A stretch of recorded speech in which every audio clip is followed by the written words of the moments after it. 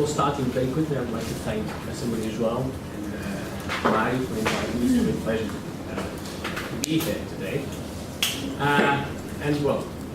The litis contestatio. One of the most significant aspects of the formation of the jus commune in the 12th century, and by jus commune I mean the amalgam of Roman canon and feudal law taught at universities across Europe, was the constitution of a well-defined set of procedural rules, which legal historians usually refer to as the Romano-canonical procedure. These rules are perhaps one of the best examples of the composite nature of the jus commune, since they blend together Roman law and canon law, but the end result cannot be said to be predominantly Roman or canonical. It is a purely medieval creation, and therefore a mix of old and new, both inspired by ancient knowledge and flexible enough to be adapted to contemporary needs. That composite nature can also be found in one particular element of Romano-canonical procedure, the litis contestatio, and it is in its intricacies that I will try to interest you for the next 15 minutes or so. Although the term litis contestatio was borrowed directly from the Roman law sources as a specific stage in litigation, its meaning had changed significantly since its origins in the primitive age of Roman law. In the time of the ritualistic leges actiones, or set forms of spoken words, roughly before 200 BC, it marked the conclusion of proceedings in jure, which established the issues of controversy and the appointment of a judge, and the beginning of proceedings in judicio, that is, before the appointed judge, which would lead to a sentence. The purpose of this intermediary stage, or dividing line as Greenwich called it, was to recognize the existence of a controversy and bind the litigants to the judge's sentence in a double act of acceptance and surrender that had to be testified by witnesses called up by the parties, hence the term contestatio. From this point onwards, the plaintiff's right was considered to have been consumed, which meant that even if a judgment was not obtained, no further action could be brought on the same claim. The litis contestatio survived the appearance of the formulary or written procedure and found its way into Justinianic law. Its juridical nature and proper role within Roman litigation have sparked huge controversy and confounded some of the finest legal historians since the 19th century, from Keller to Vlasak and Max Kaza, so the wisest thing for us to do is to stay away from it. After all, the question of whether the litis contestatio was a contract or not, and all the inconsistencies that pervade it and that so troubled the modern legal mind, did not prevent its adoption by 12th and 13th century jurists. Likewise, it should not prevent us from trying to see how they understood it and how it was put to practice in medieval times. In the medieval Romano-canonical jus commune, the litis contestatio seems to have lost its early meaning as a calling up of witnesses to testify to the appointment of a judge. It remained nonetheless an intermediary phase between the summons and what Tancred calls preparatoria, on the one hand, and the trial itself on the other. It comprised the narratio of the plaintiff's claims, based on his libellus or written accusation, and the defendant's contradictio. It was a solemn, well-defined moment.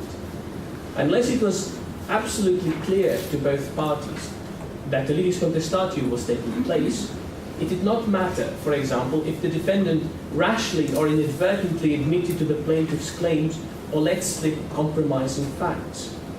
These could only be considered after the litis contestatio, when proofs, oral or written, had to be produced by the parties.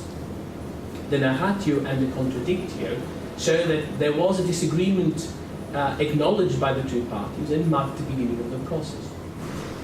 Typically, the litis contestatio should be performed along very similar lines to those of document number 1 of your handout, which reads as follows. The litis contestatio was made in this way, namely that the aforesaid T, plaintiff, lays a petitory claim to the chapel, tithes, and all the revenues of Gatesburg as pertaining to his Church of Westminster by reason of its parochial rights, which he asserted the prior and canons of St. Trinity, London, had unjustly seized. The proctor of the aforesaid prior and canons of St. Trinity, litem contestando, replied that the aforementioned chapel, tithes, and revenues of Gatesburg belonged to their Church of Breaking, by reason of its parochial rights, because the village of Gatesborough lay entirely within the limits of their parish of Breaking, and its church was therefore in possession of both the chapel and its tithes and revenues mentioned above, which by no means pertained to the Church of Westmore. Although I have not come across such a detailed description of the litis contestatae in Portuguese medieval records, references to it do abound, and one can get a pretty good idea of its role in legal proceedings from the 12th to the 14th centuries, and of what judges and litigants made of it. In 1187, Archbishop Godinho of Braga refused to accept copies of documents produced by the Archbishop Pedro of Compostela of her ownership and possession of the churches of St. Victor and St. Frutuoso, claiming that the ongoing dispute did not concern ownership and that the litis contestatae of the dispute concerning ownership had not taken place. Please see document 2 of your handout. Leaving aside the neat distinction in that excerpt between ownership and possession, this argument shows that to Archbishop Godinho at least, the importance of the litis contestatae as an absolutely necessary stage of due process was well comprehended. Besides, strict adherence to procedural orthodoxy, in the present case as in many others, was a way of wiggling out of potentially sticky situations and frustrate the claims of less careful or less knowledgeable litigants. The first signs that the jus commune was starting to be studied in Portugal and to have an impact on legal procedures date from around this time, the last quarter of the 12th century. In 1237, when the Bologna-trained Pedro Salvador as Bishop of Porto and Sancho II went to court over the title of the Church of Porto, it held ever fewer secrets. This is evident not only from the seemingly effortless way with which Pedro Salvador and Sancho II's proctor breeze through the jus commune literature, but also from the conformity displayed in the proceedings, or rather in the part of the proceedings that reached us, to the structure of due process according to the Roman canonical order Judiciarius. The part that reached us consists of the early stages of the process, before the litis contestatae.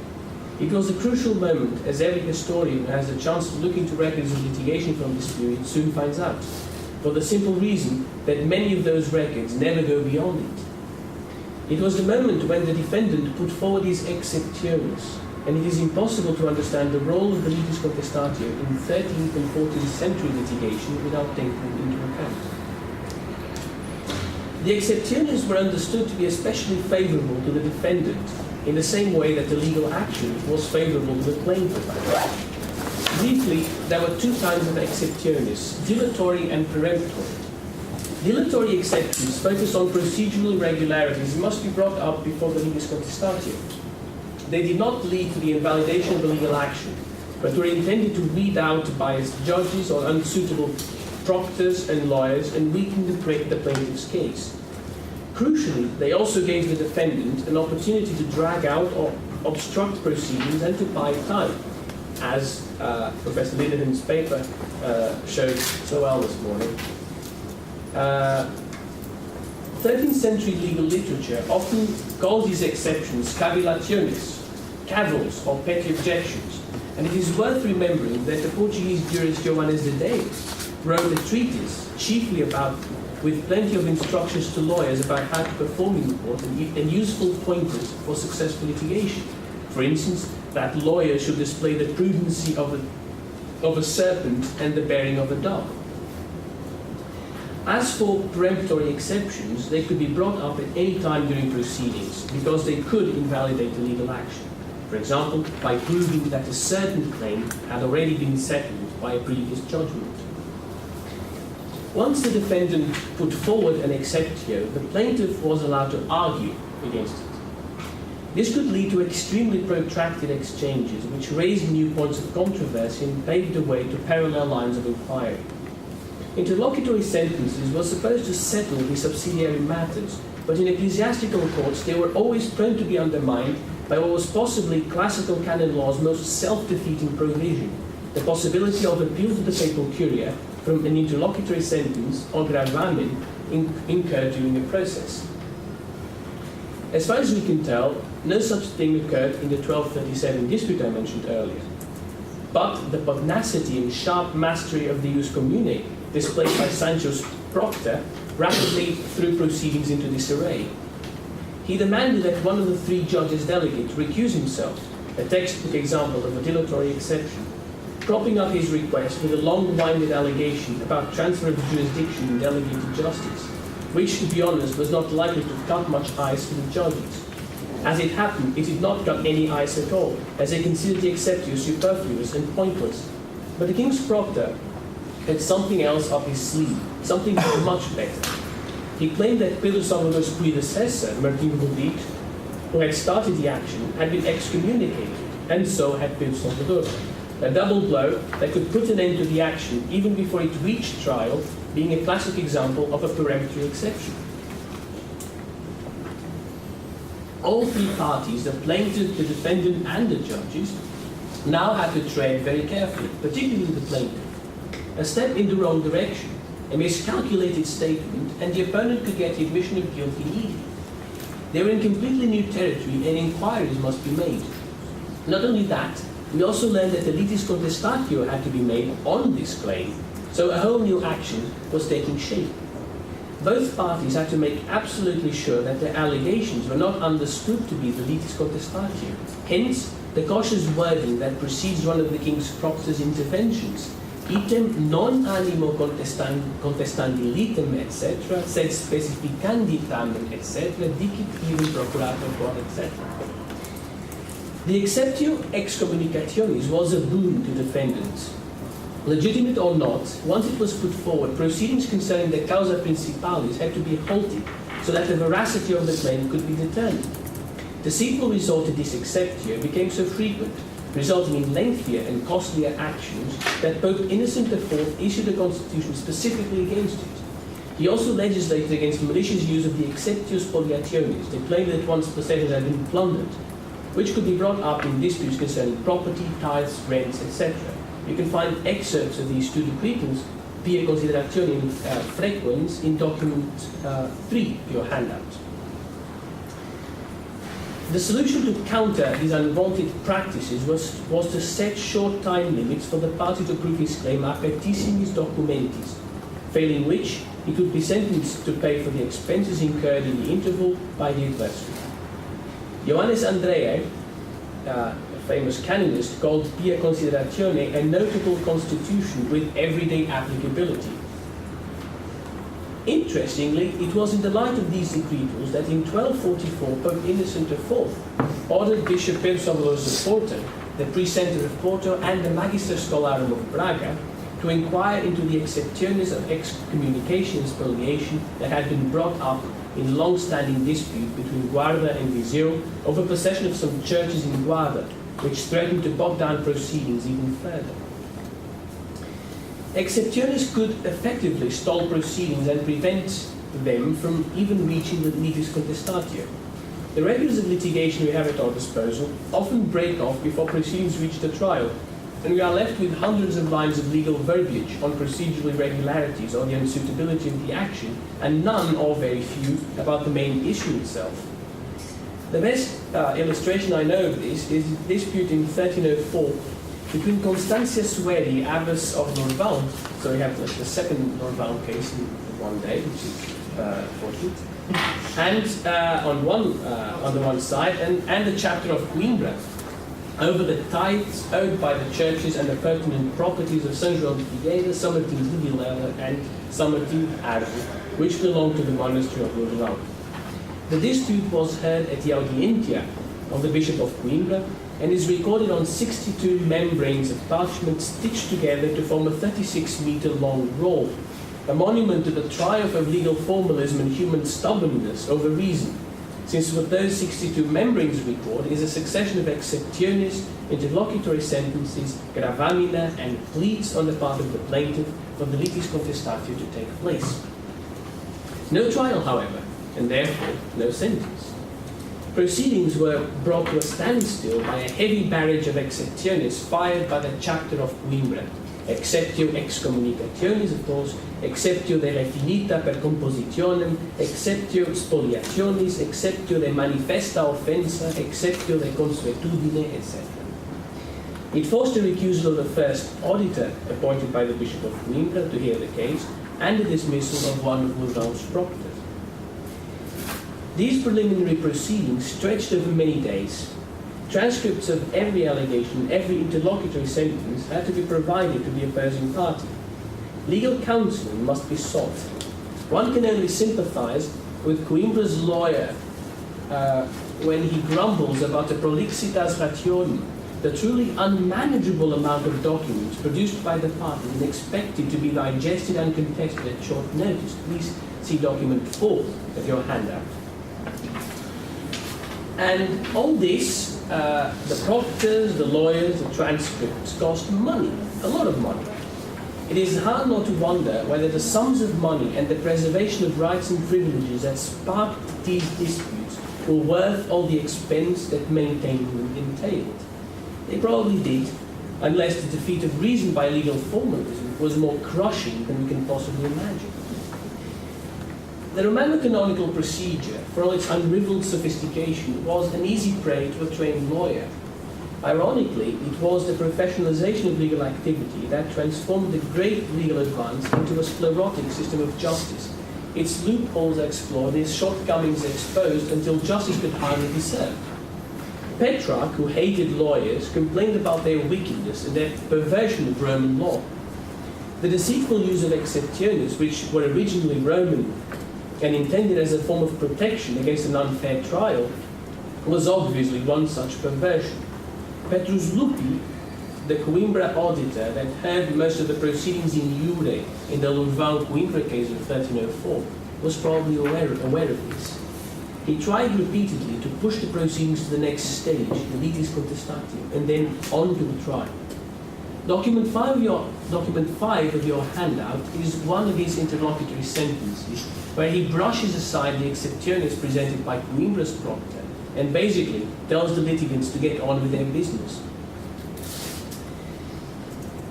But the problem, of course, was that they were all still, as the auditor put it, on this side of the litis contestatium.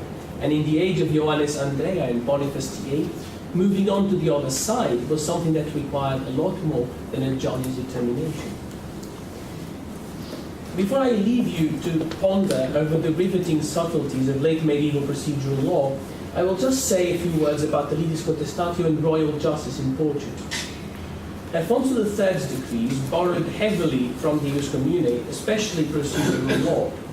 One will find the basic structure of the Romano-canonical procedure exposed in his decrees, and judging by the sentences issued by his court, there is reason to believe that on the whole, those decrees were followed in practice. That Aphantine legislation should be permeable to Ius Commune and to its procedural law in particular is not exactly surprising. The Ius Commune was, after all, by far the most sophisticated legal reservoir available, ready to be explored, emulated, parceled out, and borrowed. There was nothing quite like its treatment of private law, and no other literary source contained such a well-turned and quotable exposition of the foundations and characteristics of public authority. But more importantly, it was a living body of law, expanded by the development of canon law, and put to daily use by papal and episcopal justice. The Church's privilegium fori and extensive jurisdictional claims ensured that laymen and secular entities were routinely parties to disputes tried in its courts, according to the Romano-canonical procedure. As a consequence of their dealings with ecclesiastical justice, therefore, Portuguese kings had to become closely acquainted with it. The presence of law-trained officials in royal administration must have done the rest. So by the end of the 13th century, the Church courts and the King's courts operated on the basis of common procedural rules, and professional lawyers and proctors must have found no difficulty in moving from one court to the other. The litis contestatio offers a good example of this sharing of the Romano-canonical procedure. Aphantine legislation also conceived the legal action as consisting of two moments, separated by the litis contestatio. And as you can see from document 6 of your handout, canon law was not far away as a model or counterpoint. To proceed to the trial was entrar no pleito. Ideally, exceptiones should be made before the litis contestatio, and indeed some, like the demand for the recusal of the judge, could only be made then. But in the event of great necessity, muy mister, excepciones on the points of contention could be put forward during the trial. The explanation given by the legislator is clumsy and characteristically terse, intended no doubt for a knowledgeable readership that could fill in the blanks. It seems to me, however, that it says enough to suggest that what it is actually referring to is the difference between dilatory and peremptory exceptiones. As for the litis contestatio itself, although we are not given a detailed account of how it should take place, we do find a number of set forms in Afghan legislation that were supposed to be used by the defendant to either confess to the accusation or deny it and go to trial. If you wish to confess, you should say, devo, conosco, darei, attendo-me, and fizeste-me em amor, which means I owe, I am aware of it, I will give, it concerns me, and, well, the last is a bit hard to translate. But it contains an allusion to love, so you can deduce the rest. If, however, the defendant wished to deny the claims, he should say, these are easier. Não devo, I do not owe it. Não conosco, I am not aware of it. Não estava aí, I was not there. Não me lembro, I do not remember. Nem sei que dizes, I do not understand what you mean. Estava aí alguém, was someone there. And não estava naquele logo que dizes, I was not in that place you mentioned. The treatment of the litis contestatio and the exceptiones in Guinea's decrees is more detailed. The main difference between these and the decrees of Portugal III is that while the latter were building a body of law from scratch, the former expanded and refined that body of law. They reflect the existence of a fully professionalized legal practice in secular courts and reveal a particular concern with the conduct of lawyers and proctors and with countering malicious dilatory tactics at the expense of litigants. Lawyers' salaries were capped, and proceedings in jure were laid down in detail, with time limits for the presentation of exceptiones and their respective contestationes, so that the litis contestatio on the main issue could be reached more quickly and court proceedings made more affordable. By the time these decrees were issued, of course, the litis contestatio and all the other elements of the Romano canonical procedure held little or no secrets to legal practitioners, who knew them only too well after over 100 years of study and absorption into litigation and legislation. Those decrees belong to another story, however, and another paper. This is a moment for me to end this one and let discussion, the main purpose of this workshop, to begin.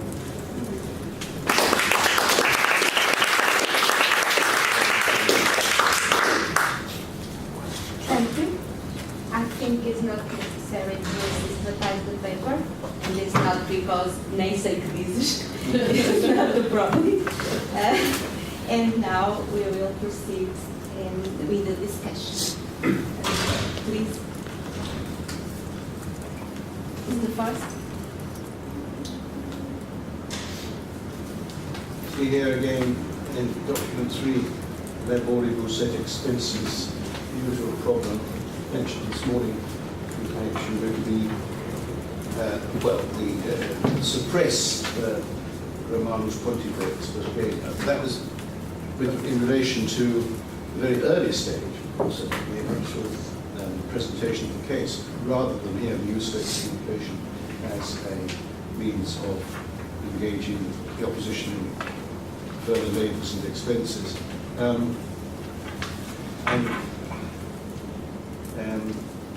wonder if you could say anything more about that first stage of the procedure. At or before the litis contestatio, the involvement of the opposition in further labours and expenses.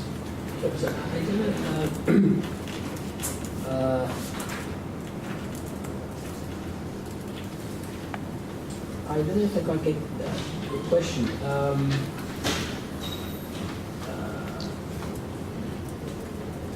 The earlier part of which process? This is the excerpt from the decree. Yes. So, by this stage,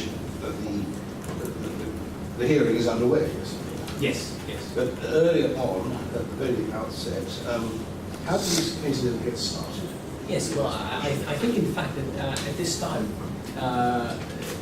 if I remember correctly, the case was about to enter a whole new series of hearings at the, before the for a papal auditor, the Cardinal St. Angelo, and there's a papal intervention where he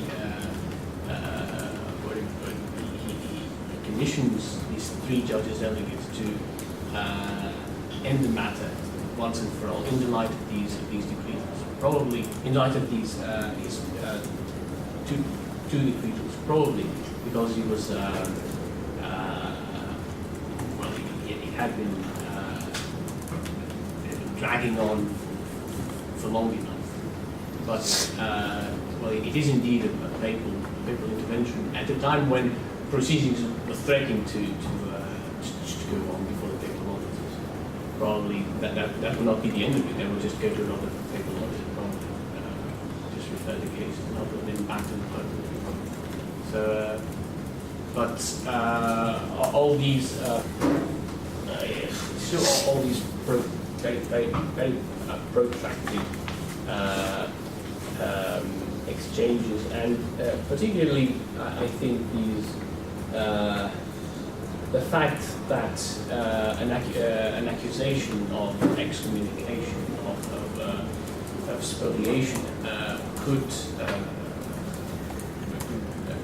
bring the whole thing down. You just undermine things completely, and something had to be done about it. And the opportunities were endless. The opportunities were endless. They were endless, yes. I think the case of Covarrubias Peak, the Covarrubias Peak case, which was in the early 14th century, was between the Abbey of Covarrubias and some local name ownership of Peak. Well, the role recorded negotiations is scores of yards long, and by the time you get to eventually read right through to the end of it, the case hasn't been started. They're still on the nursery slopes negotiating these and that leads on to my real question, which was, given all these difficulties, procedural and other difficulties, for whom was it worth it to litigate to the end? And at the end of this endless business, you got judgment given in your favour. Who makes the judgment effective? Who implements it? Because ultimately, excommunication is brought to bear against the worsted party, and many Portuguese, not only Portuguese, paid no attention to that at all. So why did people continue to go to war? Oh, well, that's what one of the I suppose when we consider legal culture and the law well, not just in the Middle Ages, but well, in this case in the Middle Ages, one of those 3 or 4 questions that should always be in the background. Well, first, well, who is all this worth it? To a reader today, it doesn't look like it is, because all that proceedings that they're dragged for months and months, in some cases more than 1 year, 2 years, and you only have fragmentary evidence.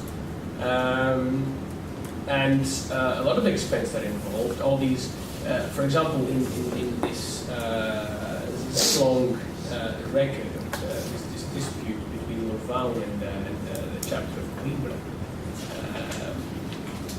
it's interesting to see how mechanical it all was. There's an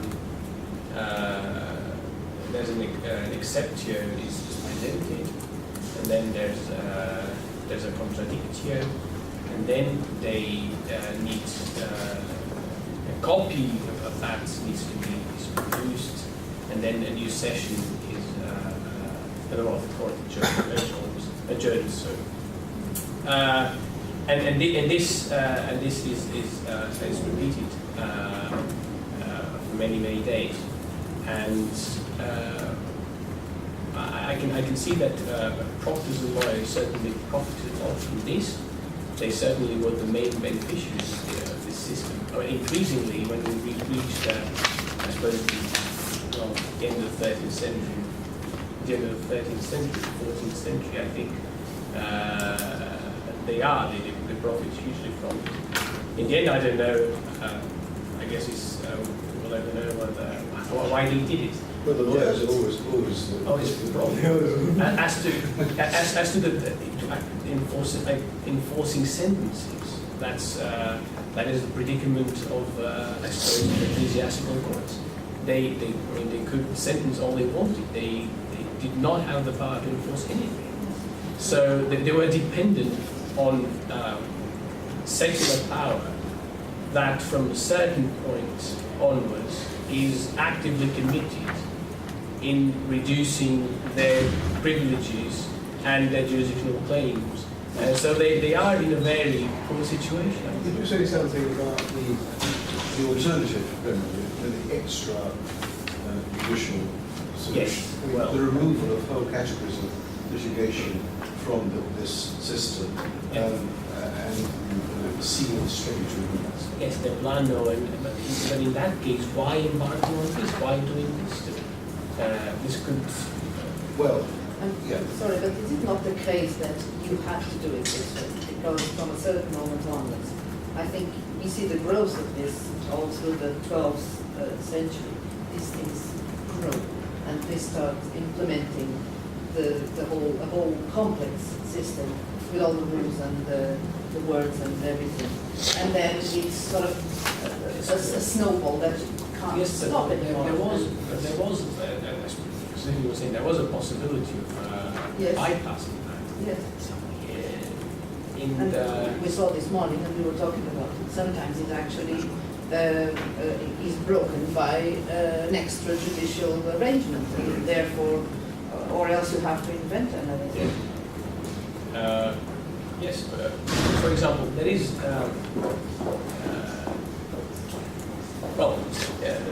going back to that Queen Britain's 1304, it seems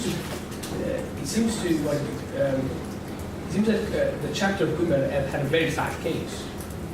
However, they were in possession of the goods, so for them it was probably worth it to stick to stout denial and stick to their guns and see if they would just wear the permanent arms. So that probably works. That probably works. Yes. like Lord Emsworth, but yes, the other thing, surely the real fundamental problem was the credo, the notion that the Pope was the universal authority, the bishop being there to whom any Christian could appeal. Yes. And that, for as long as, it was learned, I have not said that, of course, as long as that lasted, as long as that was not removed from the equation, all of this was. Yes. Inevitably, if you had a petitioner who had the means, the patience, and the money, it is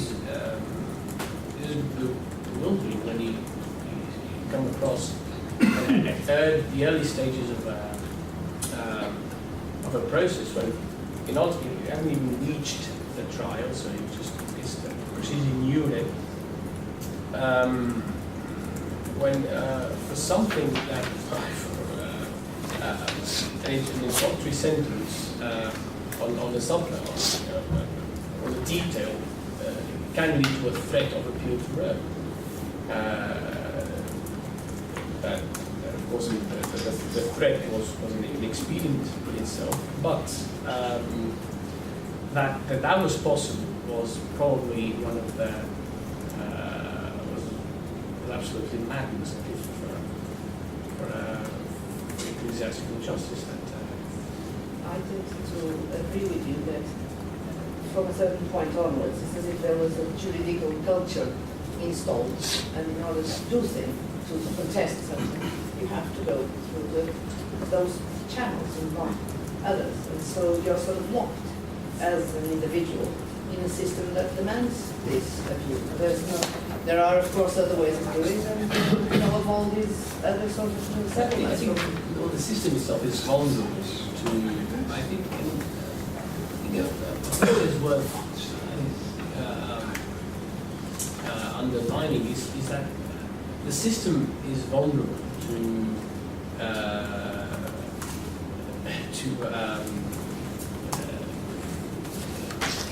the lawyers who might want to explore these shortcomings. If they wanted to drag proceedings on, they could. I always assume that's what we actually wanted to do. Because in most cases what we have is processes that drag themselves for years and years and years and years. Then you have one sentence, another sentence, another sentence, and then you get to final sentences. The Pope issues a final sentence and another final sentence after that. And there are those cases of popes that come and say, yes, this was the final sentence by my predecessor, but now I have another saying on it, so this is the new sentence I have on that. So I think the system feeds itself, and we can talk about system. I don't like the word applied to the reality of the 12th and 13th and 14th century, but it's as if there was this structure prepared to digest problems in a certain way, and so you either play by the rules or you're doomed. But if you play by the rules, things can get eternal, and you don't really solve them, because I think we always think they want to solve things, but the truth is, I never came across anything that was actually really truly solved. Sometimes they pick up the problem 50 years later, and it comes back again, so I don't know. This is not. Yeah, I was just going to pick up on actually this kind of debate. You asked the question, is this a case of the defeat of reason by legal formalism? I like those terms because, as we've been saying, like, law constructs itself as this rational system, but people don't appear to be acting rationally in response to it. That made me think of, I mentioned Daniel Smale's work earlier in regards to imaginary cartography, so he wrote a book called Consumption of Justice. Yes, I do. Yeah, you know that one. It's in the documentation of Marseille. Yeah, Marseille, Yeah. that's right. And it says that emotion would be a good way of understanding this, that law courts provided a forum for people to express their hatred of them. And I'm not saying that the king and this abbey are necessarily hating each other, but I think what he was getting at was the way that by dragging these things up for a long period of time, it does allow initial tensions to cool off, and of course people tend to use arbitrators anyway to get out of the morass of legal rules. So I was just wondering if you want to speak to that. Well, I don't know. I do think I don't. Well, the records. I mean, the sources I know that I'm used to working with. I mean, they're very different from the kind of sources that Daniel Smale uses, and there's a lot in the sources I'm used to. There's a lot of wrangling about rights, about revenues, about rents, about I don't know.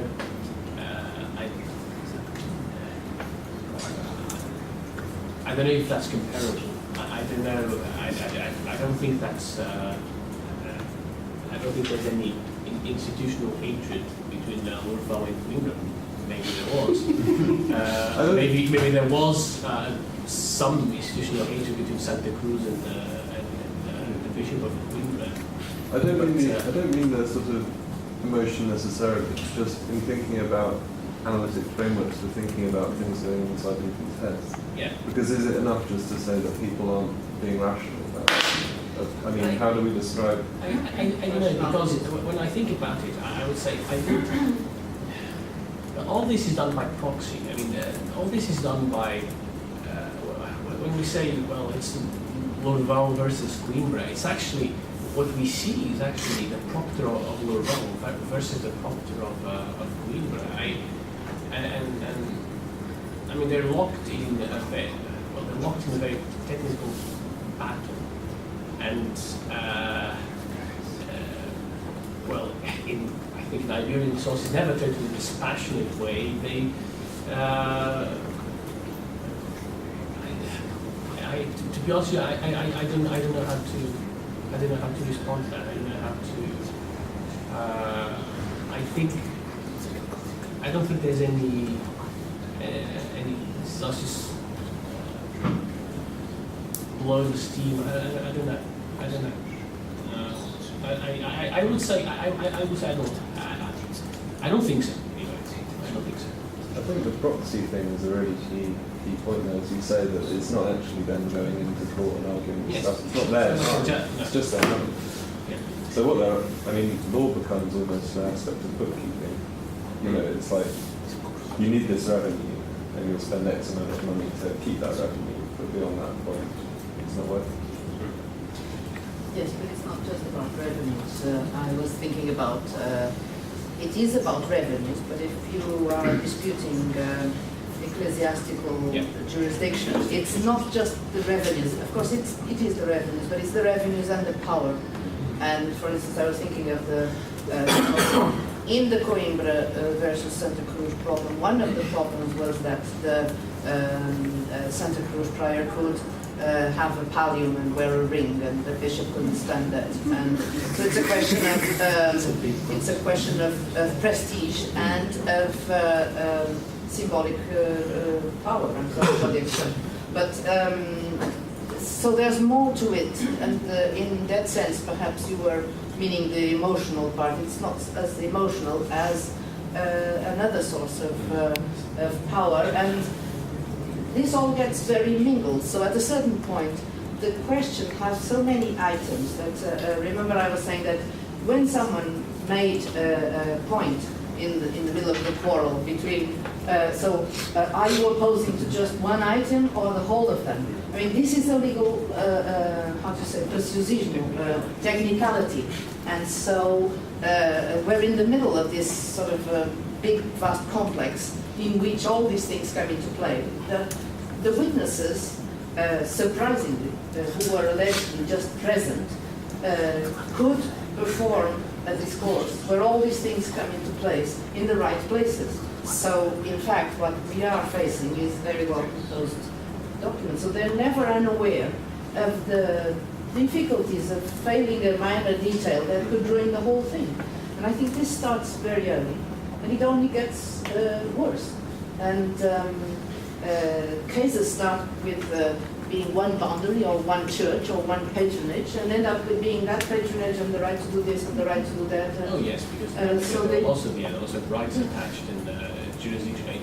And the problem with that is once lost, it was very hard or nearly impossible to recover because old possession mattered. And when we reach, in Portuguese case, we reach the first half of the 14th century, we have very fierce disputes in Porto, especially Porto and Braga, over jurisdiction. That is very real. That is very real power. That's very real power, and there's very real jurisdictional power. There's secular power, the ability to, because unlike other bishops and religious authorities in Portugal, the Bishop of Porto and the Archbishop of Braga, in their respective domains, they did have the power to enforce their sentences because they were the temporal laws of both two cities. So when they start having a huge dispute, a huge conflict with the king, that is very real. That is about very real. It's about revenues, about wealth. But it's about power, and it's. You're absolutely right.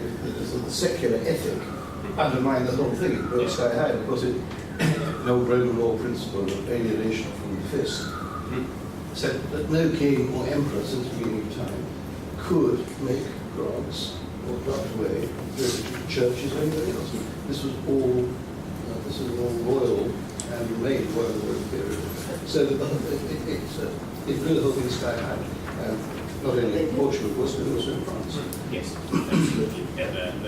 All this is happening at the time in France. Of course, with after Philip IV and then with Philip VI and the famous Assemblée Concerns and all those that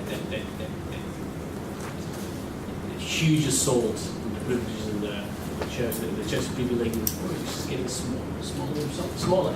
After it had been very, very large, too large in fact. The church had been laying claims to a lot more than it should. In a century earlier, of course, they had the same problems, but they had actually alienated territory. They were bound not to alienate, but they did, as we all know, and that led to other cases. You see the evolution from, because at the beginning of the 13th century, you could still say, without losing face, you could still say that a clergyman could not be tried in the secular court. That was still plausible. 100 years later, it wasn't.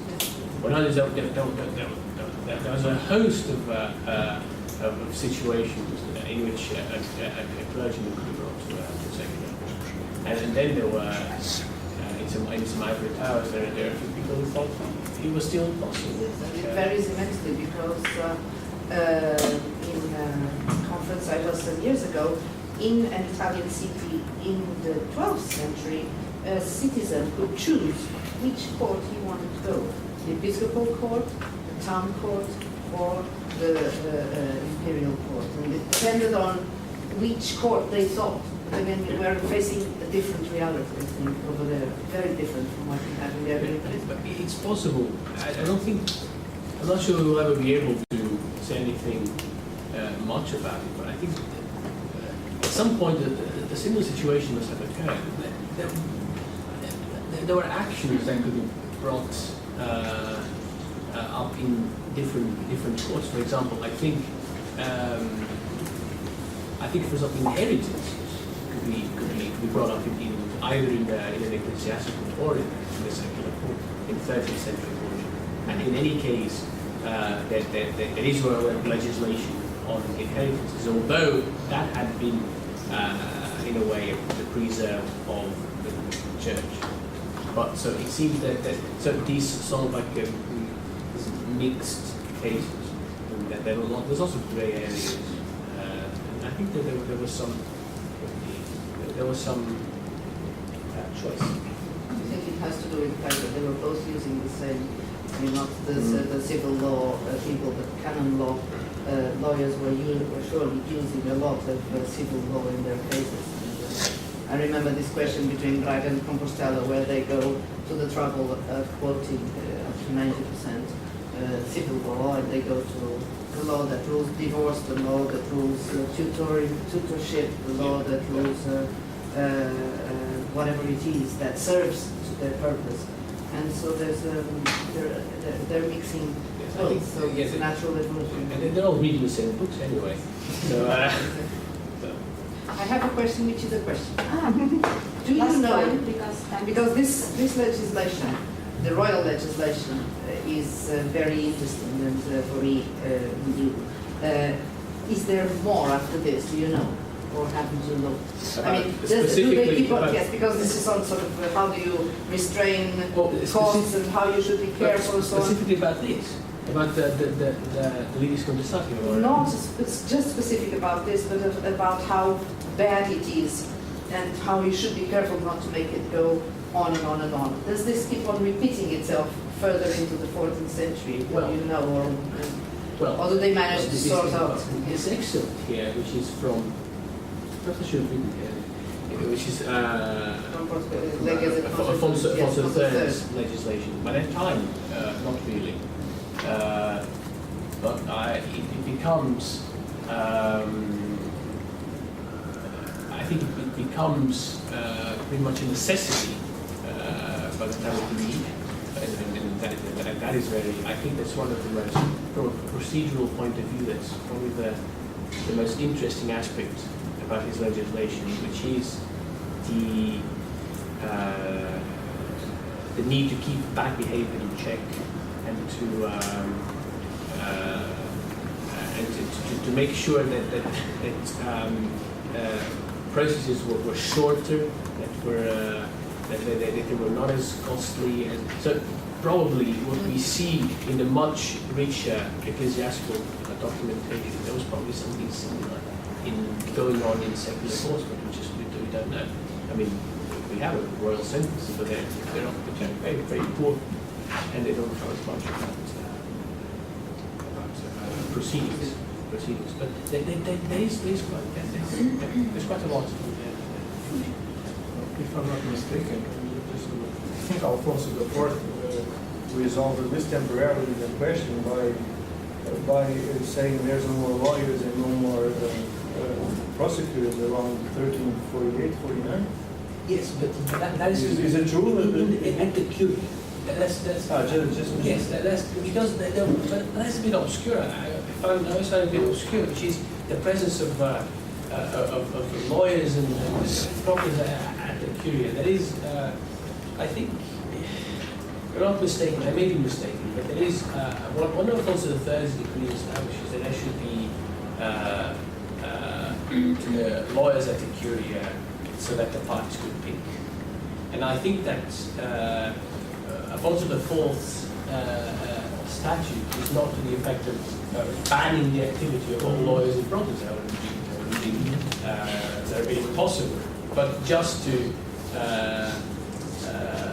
end these sort of standing, because that may have all sorts of venal consequences. Because the thing is, I studied the case of Lisbon, in Lisbon, the ones that were called judges, lawyers, and prosecutors. Mostly, I know the case of the ones that were called lawyers, around 1349, 50, shows in the documentation, but no more with qualified by that name. And they disappear from the weakness that we see on the bottom of the documents. They were there before, and then after that, I don't see them anymore. As qualified, yes. I noticed that in Lisbon. That's why I went to see what's the problem. And then I saw that that's difficult. But I don't know if because Peter, after Pedro reestablished them, I think, in a different way. I think there was like maybe some years ago that maybe it really happened. The world without lawyers. I don't know. Very new world. Was the thing? I think that they were allowed to litigate in their own name. I think. But after I have to see what it was written. Actually, there's a master thesis on municipal justice around 2004. I'll give you